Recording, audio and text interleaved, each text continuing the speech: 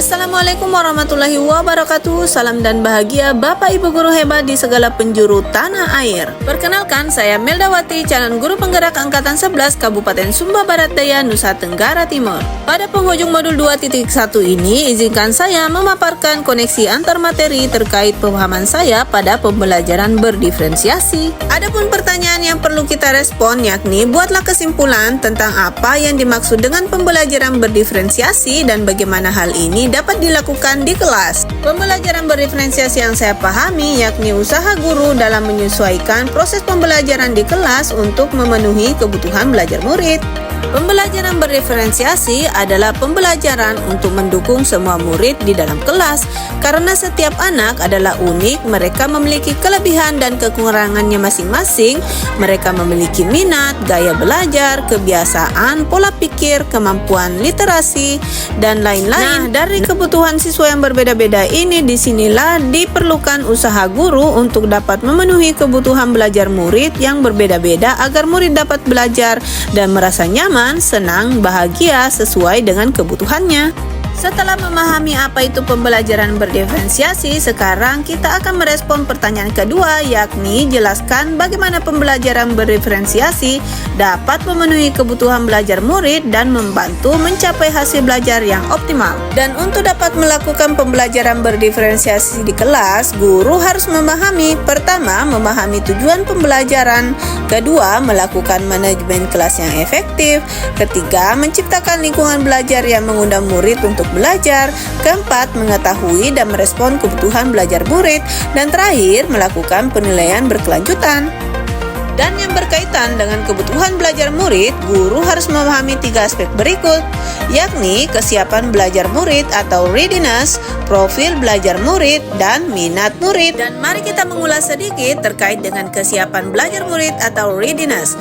Mengharuskan guru untuk menilai pengetahuan awal dan menentukan apa yang telah murid ketahui dan di mana murid berada. Selanjutnya, terkait dengan minat murid. Minat setiap anak pasti berbeda-beda. Minat adalah salah satu motivator penting bagi murid untuk terlibat aktif dalam proses pembelajaran. Nah, untuk mengetahui kebutuhan belajar murid dapat diidentifikasi berdasarkan cara-cara sebagai berikut.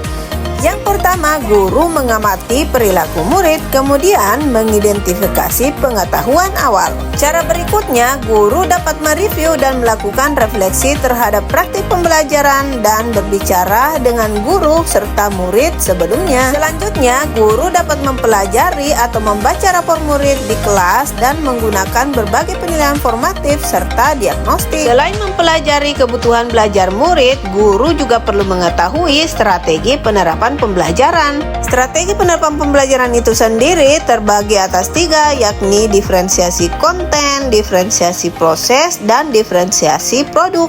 Maksud dari diferensiasi konten yakni materi yang diajarkan harus sesuai dengan tingkat pemahaman, minat, dan atau profil belajar siswa.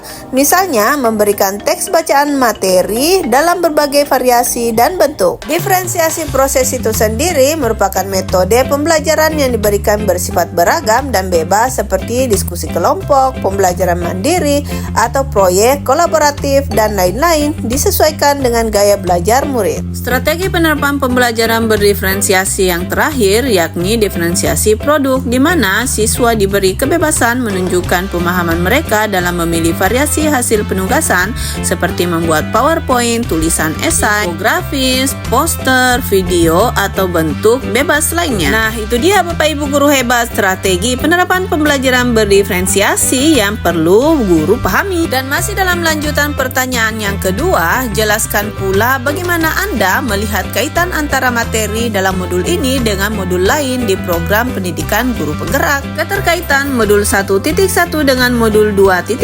yakni dalam melakukan pembelajaran berdiferensiasi tentunya guru harus berusaha memenuhi kebutuhan belajar murid sesuai dengan kodrat alam dan kodrat zaman berdasarkan filosofi Ki Hajar Dewantara. Berikutnya, keterkaitan antara modul 1.2 dengan modul 2.1, yakni untuk melakukan pembelajaran berdiferensiasi, seorang guru penggerak harus berpihak terhadap murid, reflektif, mandiri, kolaboratif, dan inovatif untuk menciptakan pembelajaran berdiferensiasi yang dapat memenuhi kebutuhan murid. Dengan demikian, seorang guru penggerak dapat mewujudkan kepemimpinan murid dengan menuntun murid menjadi merdeka dalam belajar dan sesuai dengan nilai dan peran guru penggerak.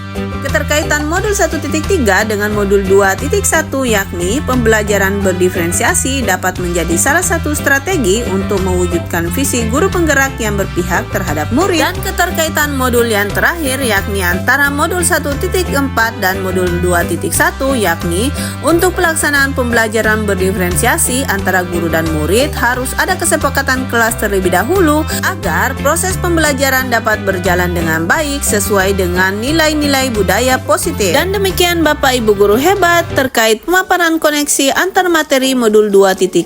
Terima kasih sudah menonton. Oke guys, thank you for watching. Jangan lupa subscribe, like, comment, dan share.